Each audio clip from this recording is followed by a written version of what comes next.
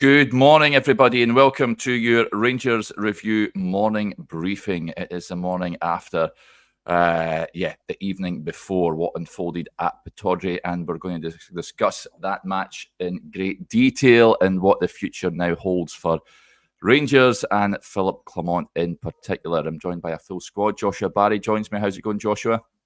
Yeah, good. Slightly sleep deprived, another Rangers performance to talk through, but good to be on with yous both. Yeah, Jonny also joins us this morning. How's it going, Jonny? Yeah, good. Obviously, a really difficult night for Rangers last night, and plenty to certainly get our teeth into, both on the field and off. Yes, absolutely. So, if you missed the game last night, then don't watch it back. I know that Joshua, I envy you. I've not yet, to be there. To be fair, and I might skip my rule for once, but yeah, maybe I'll have to later. Yeah, Rangers losing by 2-1 to Aberdeen last night. Another really disappointing display from Rangers. They went behind through Nicky Devlin before they got pretty unlucky, I think, not to equalise right on the stroke of half-time. Ross McCausland had the ball in the back of the net, but VAR ruled it out for offside. Serial Dessers, a fraction offside according to the lines that were drawn, but Rangers did manage to draw level in the second half. A moment of brilliance.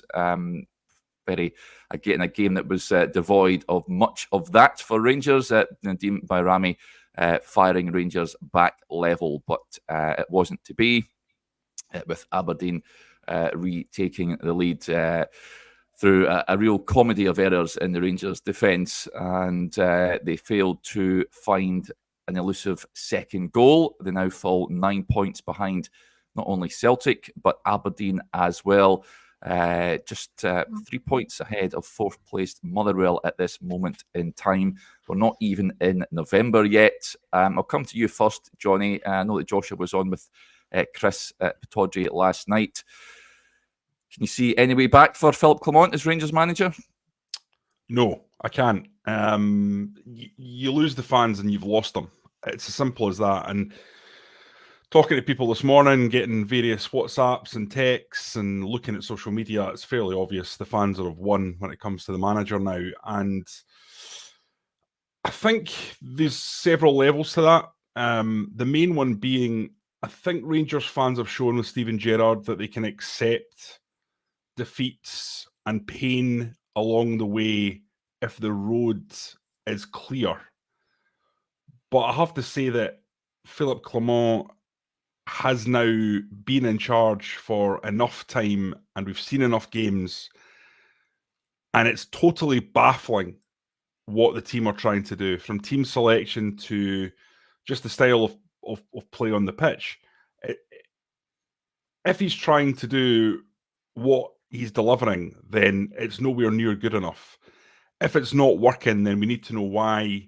What's the situation? Because there are very few green shoots to speak of where you go, right, okay, it's coming together now. I can see what he's trying to do.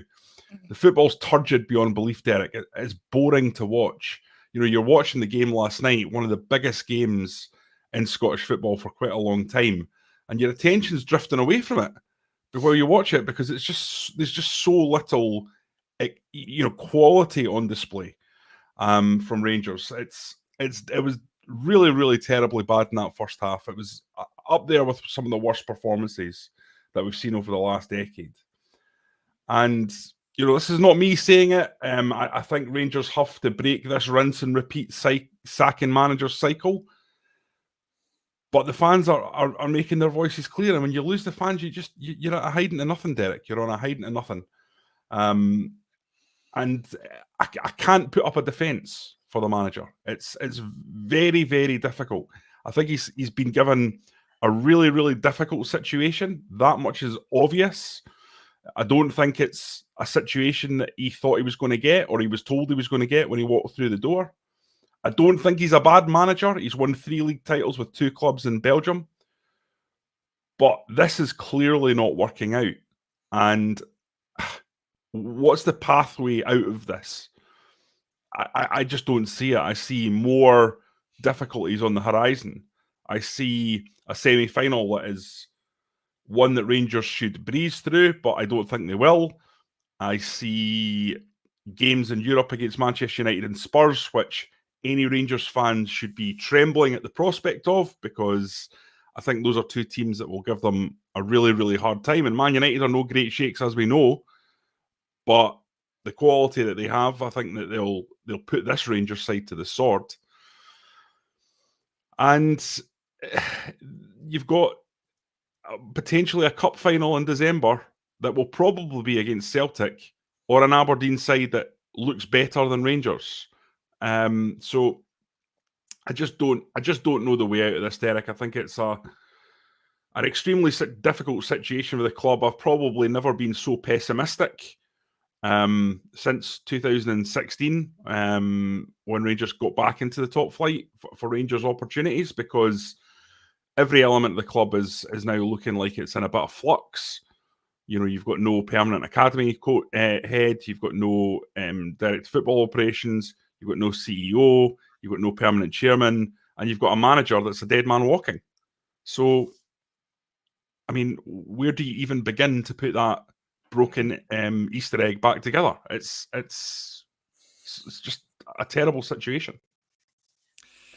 Yep, we know the issues behind the scenes, but on the park, Philip Clement is the man in charge and responsible for Rangers' displays on the pitch, and they're failing to deliver. And his post-match, like you say, Jonny, his post-match press conference, his interviews to Sky, BBC and the likes have left many Rangers fans bewildered about some of his comments. Don Gaming says, I don't feel like Clement understands the club. His post-match interview speaks volumes. You touched on it last night, Joshua. Murray says, one of the best performances of the season, apparently. Yeah. He doesn't help himself with some of the lines that he's uttering to the broadcast media. Yeah, I could think of more diplomatic ways to react if you're the Rangers manager when you've fallen 9 points behind Aberdeen. I agree with what Jonny is saying. The reality is, I tweeted out last night, Derek, that Rangers were closer to 6th than they were to 2nd. They're actually closer to 8th than they are to 2nd this morning, 10 games into the league season. A few numbers for you to just, cheer people up slightly further. Away from home, and we should get into the nature of the performance and what Clement is speaking about. Away from home, Motherwell have created a higher quality of chance than Rangers at the moment. 1.27 expected goals to Rangers 1.19. Rangers goal difference away from home is -4. The only team that scored fewer goals away from home than them is Ross County, who've scored 1 to Rangers 2. Celtic's expected goals difference, the chances they're creating and conceding is 10 goals higher already, 17.17 to 7.7. The Celtic comparison, Derek, I think people knew going into this season that Rangers, once they didn't win that league title last season, once they didn't get the money from the Champions League, it was always going to be really, really difficult to win the league this season. But you only get time at a club like Rangers when you're not winning, if people can see how you're going to win long term. And that's the issue at the moment. You know, Clement spoke about perception before and after this game. The way that Aberdeen game is perceived rightly last night is that Rangers at the moment are the third best team in the country. And that's a difficulty because, yes, Clement is right to highlight that the club's in a difficult situation. And as Jonny said, the job may be slightly different to the one that he was promised. But all that can exist and explain why Rangers are second somewhat in the country to some degree, although people understandably will not accept that. And even in the short term, if there's that financial disparity to Celtic, if you look at what they've spent in the summer window and what they've brought in compared to Rangers, what people can't accept and what Clement definitely is in control of is that Aberdeen should not be 9 points ahead of his Rangers team, regardless of the player turnover, because of the money that either of those two teams have spent. That is a performance issue. That is down, I think, to the manager, to his selection, to how he gets the best out of certain individual players. So that's the big issue for me looking at that this morning. Rangers are closer to 8th than they are to 2nd. A project is all well and good, but a project only works if people can see that the short-term pain is worth it some long-term gain, for a belief that, as Jonny says, with Steven Gerrard, although there was ups and downs and a lot of bumps in the road, there was a belief generally that Rangers were heading in the right direction. It was a unique time in the club's history. There was big results along the way. You've not got any of that at the moment, and people aren't, even if Clement is seeing that, people are not seeing that on the outside. And when you don't have that long-term vision, when you're in the midst of a project, when people don't think you're going to be able to win long-term, the short-term just feels like a pointless, painful exercise to go through, where Rangers aren't winning football games. And I think that is why you're seeing this level of outcry and reaction that you are at the moment, not least because this is the 4th November. We aren't even in November, but it's the 4th October. Yeah, at least right off. Or 3rd October, sorry, where the league's already gone. And you know, how can that be the case? And how can you expect fans to buy in and be optimistic if that is the case? Yep.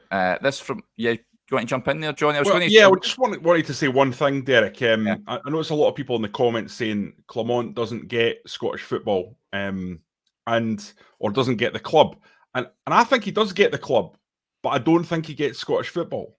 And I know he would refute that, but I think he's overcomplicated Scottish football. You can do Scottish football in 2 ways for me. One, through physicality and power and pace, and then the quality being the cherry on top. That's what I would describe as the way Walter Smith approached it in his 2 spells. Or you can do the Ange Postecoglou, attack at all costs, relentless, non-stop, never letting teams breathe, and just basically suffocating them. And that's the 2024 model for me, for one of 2 ways.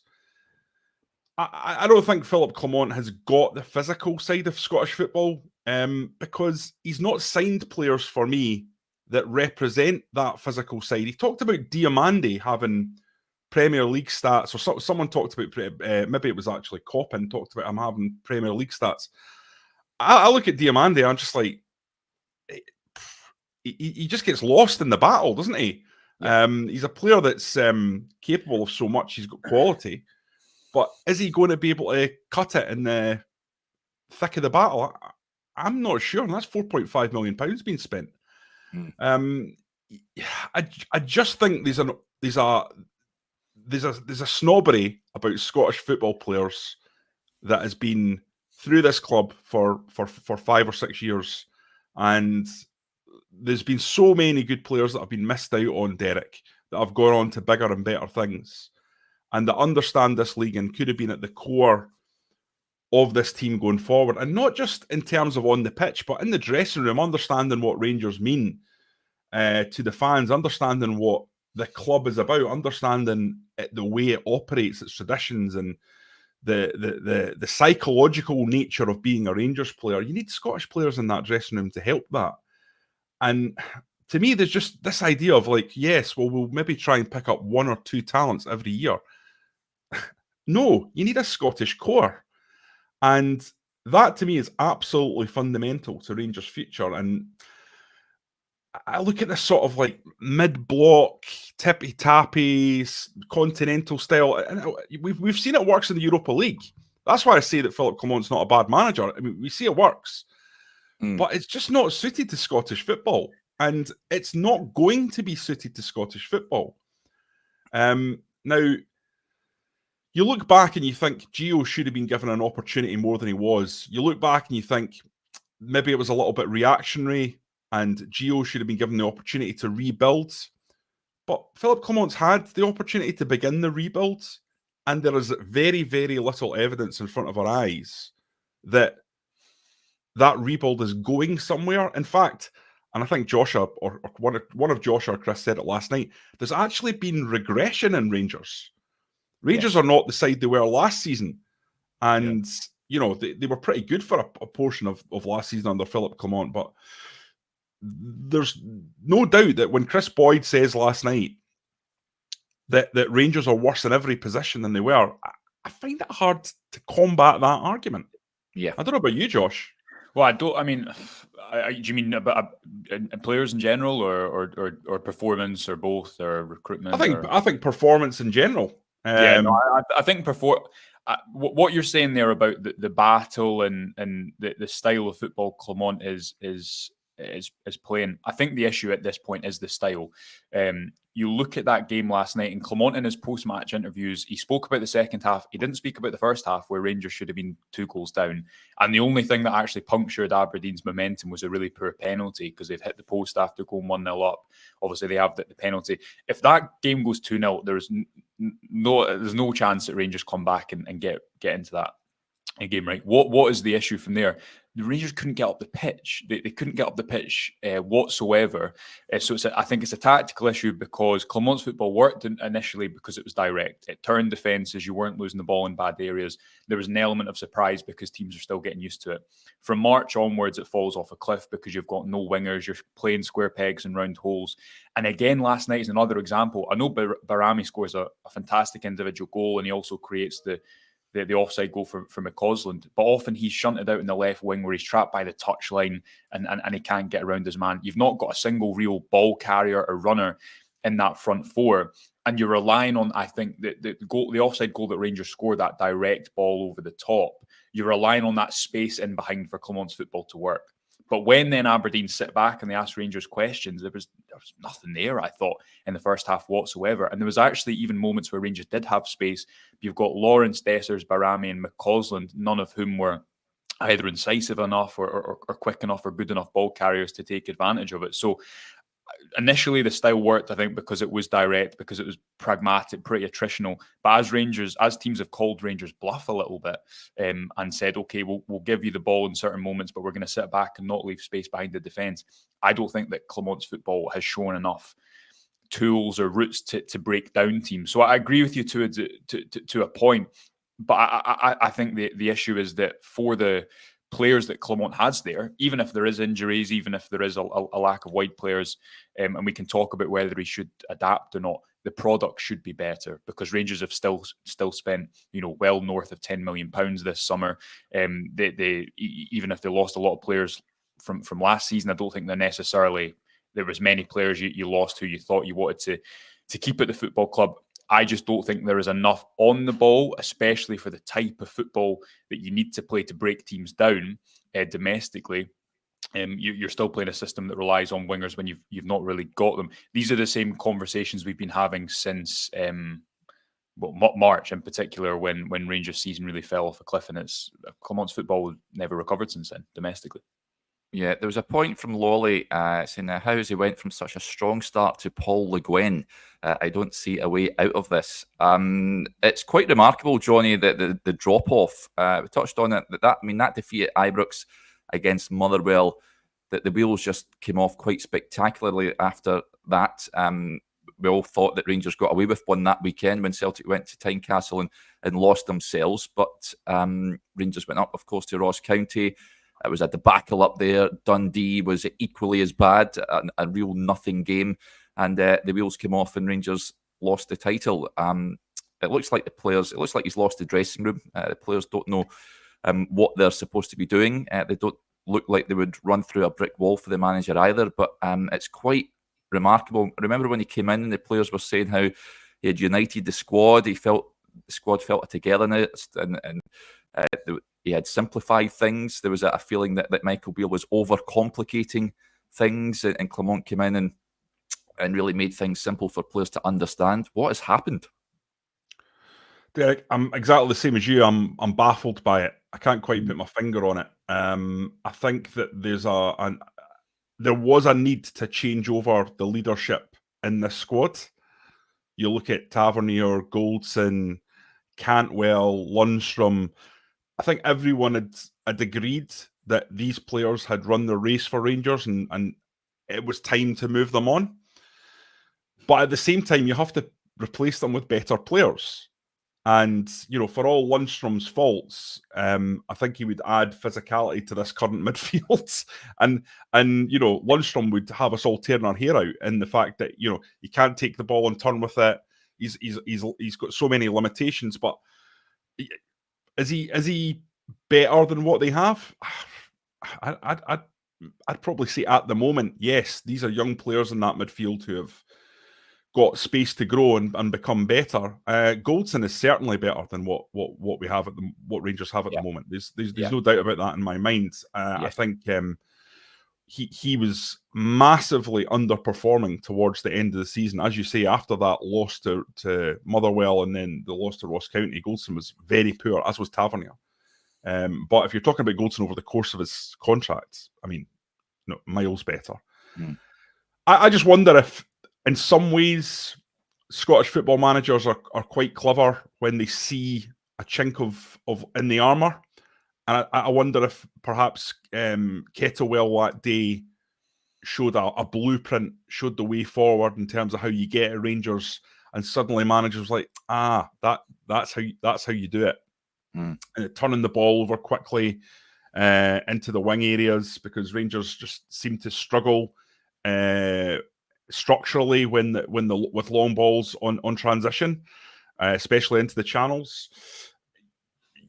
The way Gerrard's teams always combated that was they were extremely drilled in terms of the midfield players dropping into the fullbacks and sorting that out, mopping up danger.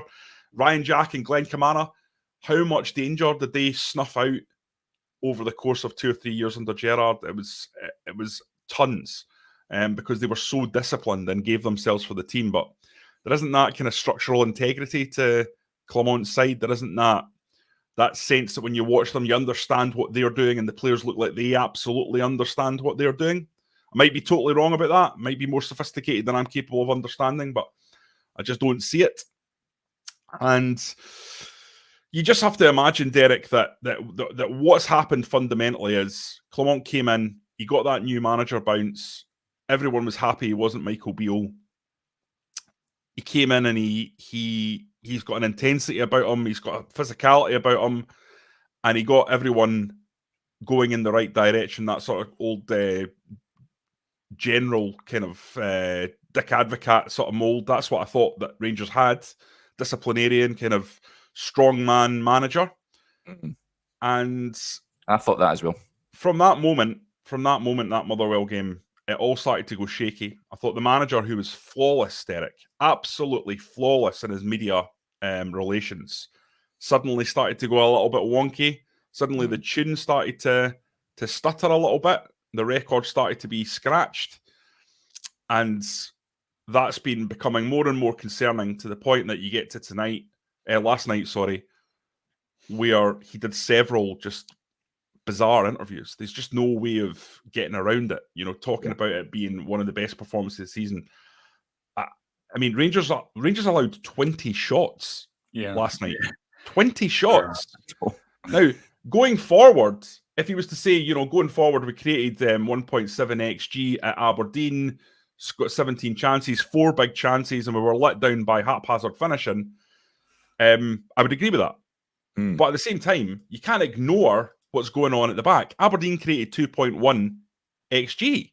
Now, okay, 0.7, is it 0.73 or 0.71% of that is the penalty? But still, that is a lot of creation going on against you. I think Rangers defensively are a shambles. Both goals, the first goal, both centre halves going for the same man and going towards the ball and leaving 2 guys at the back post, and Casemiro doesn't, he turns his back on the ball. But he doesn't know where to go. That's not his fault. That's the centre halves. But then turning his back on the ball, just dreadful. I actually thought he was one of the better players on the team, to be fair, but I thought that was a poor moment. Schoolboy stuff. And then for the second goal, I mean, what is Tavernier doing? I mean, try to take a touch in the box there. I mean, just thump it out of play. And then slow reactions, not getting across your man well enough. It was poor. It was just so poor. And that's at the heart of it, Derek. A porous defence, a forward line that can't be trusted. I tweeted last night, Barami is the only one that's got a touch that you can rely on. The rest of them, they're just guys that are going to get a manager the sack, because they'll show you something 1 game in 3. And we know that's not Rangers. It's never going to be Rangers. So I suspect that it's impossible for Clement to get himself out of this scenario. But as to who would make the decision, as to what happens next, I don't know how they do it. So I suspect that the manager will be in situ. But I mean, you look at the comments, the anger, the frustration, it's only going to get worse, I think. It's palpable. Rangers need to appoint a CEO, and they need to appoint a CEO fast. I hope very much, for the club's sake, that they've got that pretty much teed up to go, and it's someone who's very good, who can come in and begin the rebuilding process. And do you know what, Derek? What these fans need more than wins is hope, and the idea that something will happen in the future that will bring this club back to being at least capable of being a challenger to Celtic. That's the first step. The first step is becoming good enough to win domestic games. Forget about Europe. Winning domestic games. And this needs to be the core of whatever happens next. A philosophy that wins games domestically. Because Celtic have had that for so long, and that's why they've been so dominant. Well, winning the title for Rangers right now is a pipe dream. Like you say, Joshua.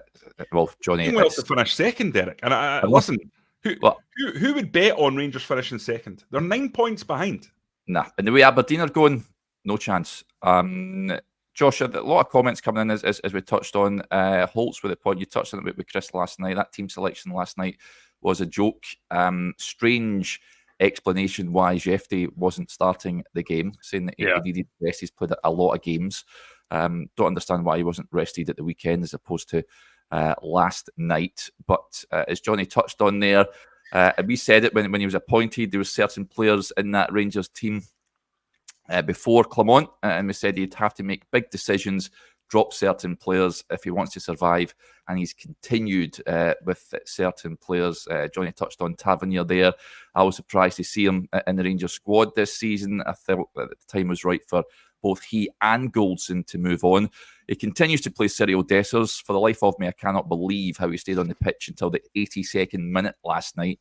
Remarkable, really. He doesn't help himself with this team selection. There's a comment came in saying that I don't even think Clement knows what his best team is. What do you make of it all? Yeah, I mean, the Jefty decision is strange because I'm not in favour of. I think he's been really good at left back, and Casson Weir's, I think, merited a start. And I'm not someone who's in favour of because Jefty is a good attacking left back moving forward.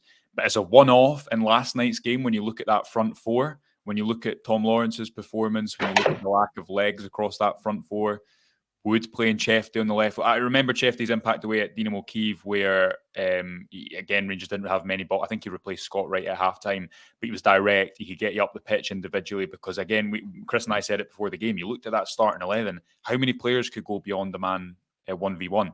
Barami did for the goal, but he was in a difficult situation, I thought, all game because Nicky Devlin knew he wasn't going to go beyond him on the touchline. He wasn't going to go round him on the left, on his left foot. So it was about trying to fashion a moment to come inside on his right foot. So I thought the Jefty decision was strange.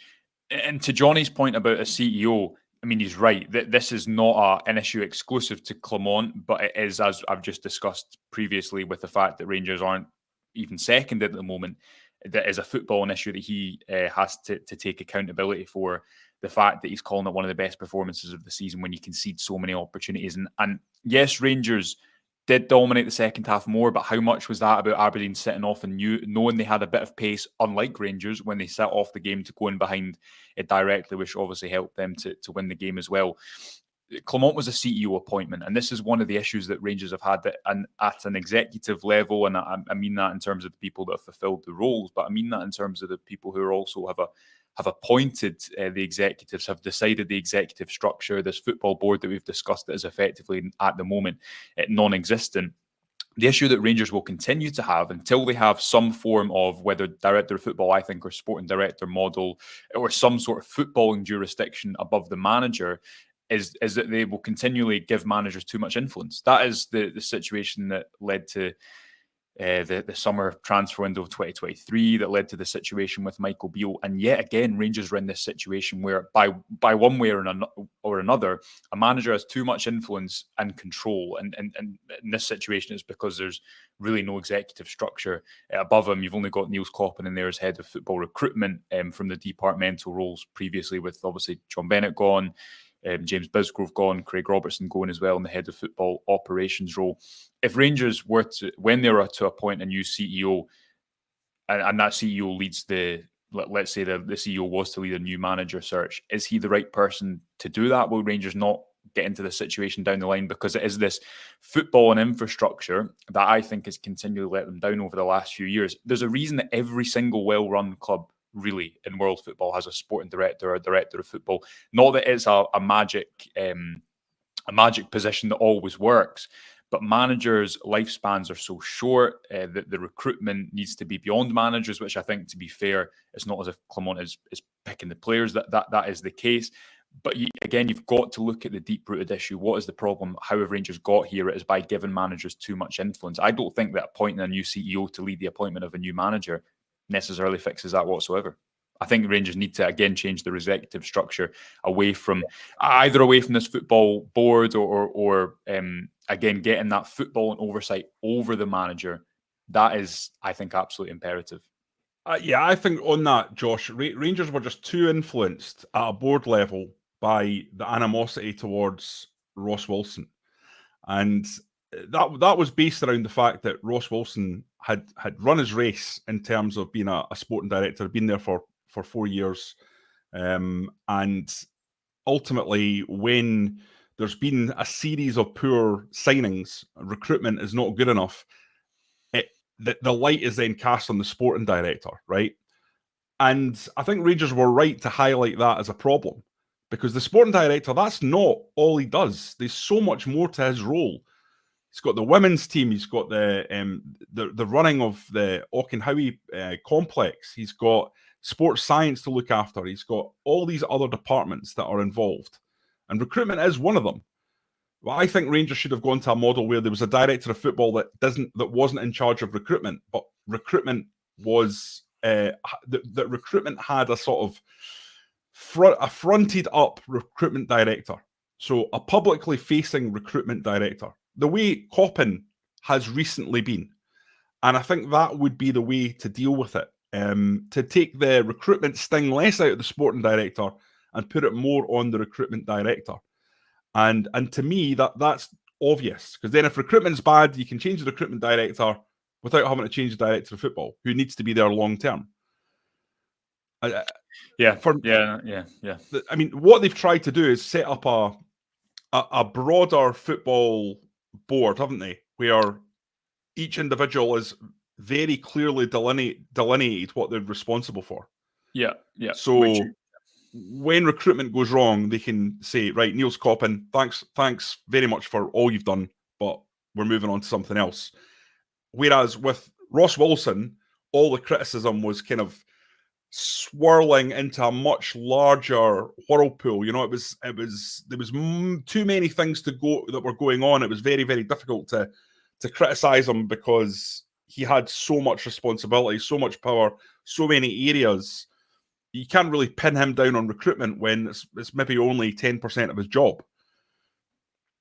Yeah, his recruitment, he can still be criticised on his recruitment, Ross Wilson. Oh yeah, no, absolutely, Derek. And I'm not saying he can't be. What I'm saying is, it's not the way that structure was with the director of football. Josh is talking about clubs having the director of football, but at this level, especially at Rangers, where you don't have the level of cash that you would have at a Premier League club, you don't have guaranteed signings. Almost every signing is a project signing.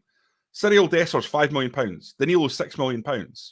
I mean, Premier League clubs at that level, that's not guaranteed. Rangers fans expect that to be guaranteed quality. Yeah. So I think you have to look at it. That director football model that they had, I think, was fine. They just needed to make the recruitment director more powerful and more prominent and more accountable within that, because the sporting director shouldn't change for years and years. That's the whole way you get continuity across different managers that Josh is talking about. Mm. And that there's too many managers that have been and had too much power. And listen, again, a new manager might well come in here, Josh, be it at some point in the next few weeks or not. And they might well look at this squad and go, do you know what? I'm going to go 3-5-2. And then what? You've got Cortez coming in the summer for £4.3 million. Yeah, I know. And that's a point we've made 100 different times, isn't it? Is that you change from style to style to manager to manager. The thing is, if you look at last night's game as well, I agree with you totally with what you say about the performance. I don't think there's a performance where there's really anything to hold on to, because the only way Rangers really get back into the game, yes, they're able to keep some territory in the second half. Yes, they have some opportunities, but I think Aberdeen set off the game a lot as well. Rangers also had a moment, and though it's not really talked about Cyril Dessers, I think it's the longest run he's went without a goal. I think it's 8 games now. I heard that in the commentary last night. The quality of chance, I don't know what the quality of chance that the XG said on Morris's shot that eventually won the game at the back post, but Dessers has that moment like he did in the first half where he's through on goal, he hits the defender. He has the moment where Dujon Sturm plays it into Tavernier, who actually plays a really good cutback. I think this is when the game's still at 1-1. Tom Lawrence misses at the front post. Dessers tries to take a touch instead of hitting it. That is the reality as well, that Rangers don't have a striker who's going to continually overperform. Dessers has had good moments. Last season, we defended him at different points. But I think we've all said over the course of this season, and this ties into Danilo's recovery as well, he's not a striker for all occasions. He's not someone that Rangers can rely on to consistently overperform, be clinical, take opportunities consistently. And Josh, when you let me jump in there, yeah? Just to answer your question. So Cyril Dessers' chance on 3 minutes, where he did really, really well to get himself some space. It was the best moment of the match for him. Yeah. It was a 0.25 XG opportunity. Yeah. The goal for Morris was a 0.18 XG opportunity. Yeah. There you go. Yeah. So that's the yeah. That's the difference. Listen, we've talked about Dessers until we're blue in the face. Yeah, but the manager, one of us has said, it's not the manager. We all know his limitations, so I don't necessarily blame Cyril Dessers. It's the manager that continues to pick him. Well, the most galling thing about Dessers is that there was enough evidence from last season to know exactly what you were going to get with Cyril Dessers. And Rangers had serious interest from the MLS, and the player decided he wanted to stay. The player shouldn't have been given a choice. He should have been told, if you stay, you're not playing.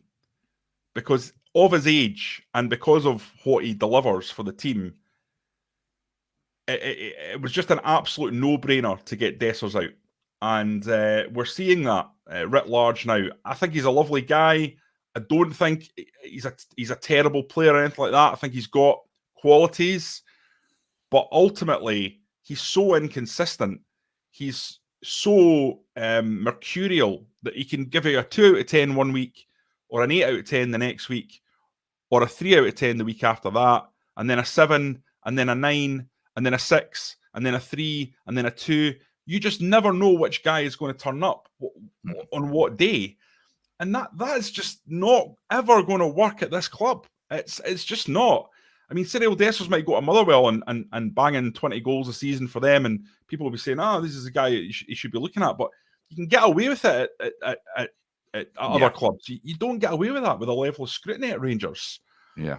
And it should have been the old famous video of Harry Redknapp. Was it Benjani when he was someone that Man City had bid for, and he was at Portsmouth, says, I don't want to leave, boss. He says, no, you have to go, and he had to sort of push him onto the plane and get rid of him because we got 9 million quid for him. So that should have happened with Cyril Dessers in the summer. Incidentally, folks, just a reminder, I know that there's so many thousands of you tuning in this morning. A reminder, if you haven't subscribed to the channel, then please do so. It'll hit the notification bell as well. You'll never miss a video when we go live. It's not just the morning briefings we have on the channel. We have so much more as well. So hit that subscribe button. It's free. Free, yeah, absolutely free. Yeah, we do have a member section as well, the Rangers Review Extra channel. I believe yourself, Joshua, and Adam are recording a video at some point, either today or tomorrow. And you did one on Nico Raskin earlier on this week. Stevie and Chris have got their talking point series as well, so plenty on the extra channel as well. Let's crack on. There's a few points I wanted to bring up. Someone mentioned that what's the solution, lads, to the current situation? Chris Boyd last night said need to make a change. I think the vast majority of the fan base would agree. Jonny, caretaker manager time, do you think? For just you know what, the whole thing's fraught, Derek, because part of me says Clement's built a team of young, inexperienced in this league players. So you almost want to go and get the next manager in right now to start working with them. But then you begin the process again because this group of players are not equipped to face Celtic. There's at least 3, probably 4, maybe 5 Old Firm games left in this season. And if the manager loses those with this group of players who aren't equipped to go up against Celtic, then at the end of the season, everyone will say, well, he's got to win the first Old Firm game. And you're back. Yep. You're back in the nightmare. So that's why it's so difficult, because look, would you rather have Clement or would you rather have Alec Gray? Because if Clement goes, it's probably going to be Alec Gray as the kind of in charge for the interim. There must be someone out there, a safe pair of hands he can bring in interim on an interim basis. I think what this team would need if Clement was to go would be a coach, like someone who's a really good coach, a young, forward-thinking, technical coach who can get them really, really organised and get these young players developing. But I mean, how many of them are available on a whim for half a season? You know, really, really difficult. Yeah, I just don't know what the right course of action is on that front. You know, the one name that would stand out to me that I think if Clement was to depart, that Rangers should go cap in hand. Now, people will say it's unrealistic, but I think he's 61 now. He's been in the Premier League for a long time. He's won a trophy and got a taste for it, a European trophy, and that's Davy Moyes, boyhood Rangers fan. Jonny, I would definitely be going to him first and saying, well, I don't think he would. You fancy something a little bit different. Now, it might be Derek, as you say, that is completely unrealistic because Davy Moyes just wouldn't accept the drop in wages. It would be a huge drop in wages. But sometimes in life, people fancy a challenge. People fancy something different. So that would be my number one. Yeah, I think he'll get another Premier League job. I think he would get another Premier League job. Absolute, whether or not idea of that as well. By the way, I don't know what they're thinking about getting rid of Moyes and getting in Lopetegui as well. It's went a bit. Well, that shows you the quality of Davy Moyes. Yeah, he's the one guy that I would say. That's the one guy that's of a level that if you could get him, that I would say get him in now. Other than that, I think I'm pretty much convinced that it would have to be some sort of caretaker. But I think it's dangerous to write off a whole season with these young players that are there and have a season of flux where their development is kind of wasted. Yeah, we had this sort of same chat, I'd imagine, about this same time last year. Joshua, where do you stand on it all? Do you think a fresh voice in there would be beneficial at this moment in time? Rangers getting their annual new manager bounce. Yeah, I know. The only thing that gets them through the season, though, when I don't stand on the David Moyes, what do you call it, train necessarily. Why not, Josh? Because he coached team. Well, I mean, for lots of reasons, but he's coached teams that don't dominate the ball. Rangers' whole issue that we've talked about for the majority of this morning is they need a manager. If we're just talking about domestic football, I think you need quite a manager for quite a specific style of football. Obviously, this time last year, Kevin Muscat was a name that was a lot of people, and he was obviously very close to getting the job, but it was a name that was on the lips of a lot of fans as well. You need someone who's, I think, quite a specific brand of football that has the ability to take Rangers on a project. Obviously, we should say at the moment that Clement is in a job, but from what we understand, that's not changed off the back of last night because Rangers feel like they have to break this cycle, and Rangers feel like they do have a manager who's won in the past, and that was a big reason in him getting the job. in the first place in Scotland. But the issue that they're going to face, as we keep coming back to, is the fact that if you're not first and you're not second, you're just in a really difficult, just a kind of unacceptable. Your job has to be precarious. This is Rangers. It's not Dundee United or Hibs or whatever. And I do think there is. Listen, I think the squad still is suffered from the fact that so many people have been in charge of recruitment, so many managers have been in there, so many styles of play. That squad is, although 60, I think it was 15 players left, it still, I think, carries an imbalance in some areas. I think there is quality within that squad. I think the Rangers have signed some good young players. The issue that a game like last night really brought to the fore, though, is when Rangers have the ball in settled possession, when they're trying to break a team down. I don't think they're good enough. Clement now has 3 games before the next international break, which is, correct me if I'm wrong, Motherwell, it's Olympiacos away next Thursday, which I'm not overly concerned about that game, to be honest. Like Jonny says, domestically, it's a bit of a bin fire just now. They need to get that sorted out. Yeah, and Hearts at home as well after that. But the obviously the tenor of this conversation is that Rangers are a club that remain in crisis, and they've remained in crisis for a long time. They've pivoted from plan to plan. They've pivoted from how do we win now.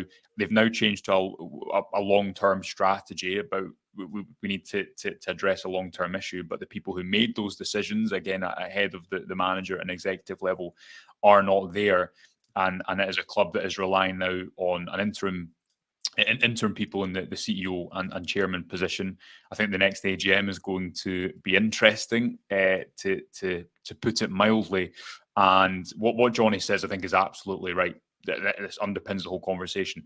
People need the hope of how is it going to get better? What's going to get Rangers out of this? What's the style of play or the players, the manager, that long term this pain will be worth it?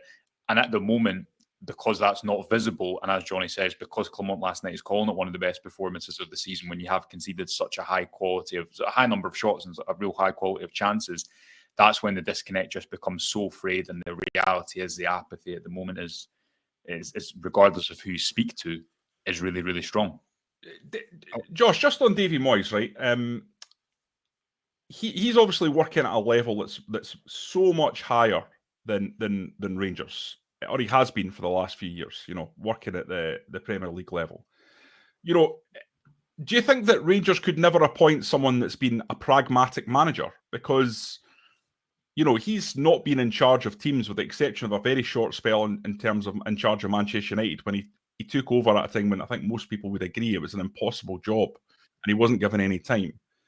He's not been at teams that have been kind of ball-dominant teams who are going to overpower. I mean, it's quite specific, but would you just rule out people that don't have experience of that, or even if they've worked at a much, much higher level? Do you know what I'm getting at? I mean, it's like, probably. Well, there has to be an element of understanding that someone of that level of quality, someone who's won a European trophy, someone who's had a top 4 finish in the Premier League, someone who's got West Ham into the top 6. Or I think maybe they were 7th, actually, now that I come to think of it. That there's enough there that they could adapt to Scottish football. I mean, the one thing I keep saying on these videos when I come on is, I think we've got a succession of managers that have overcomplicated Scottish football, and I think you are in danger of doing that a little bit. Like what we've seen when Walter Smith came back in the second time, and I know football's changed since 2008,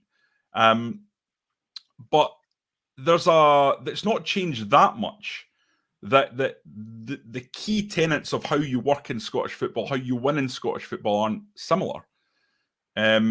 I remember when in the early 2000s, when Martin O'Neill came in and wrested the power balance away from Dick Advocaat, he did it with power and pace. And I look at that Celtic team and I think that's how you get on top of that Celtic team, with power and pace. But I think Rangers understands that. That's a principle he understands. So, listen, I know we're talking about something that, number one, Philip Clement hasn't been sacked. Number two, Davy Moyes might not want it. But I just thought I wanted to make that point, because I know exactly what you're saying, and to an extent, I do agree with it. But I think sometimes you've got to look at people who are maybe performed at such a high level that you have to expect that they have the ability to change and flex for the different scenarios that are put in front of them. Yeah, but I think Rangers' whole issue, why they're here, is they've not in the last couple of years acted like a modern football club, and through a variety of different. What I mean by that is whether it be from up until this summer, from I don't know, after the summer of 2023 recruitment point of view. Look at how clubs are recruiting managers now. Look at how Manchester United are recruiting their manager, or Brighton, or less and less and less because of how much football has changed. Clubs are not going to someone like Moyes, who might have won a European trophy.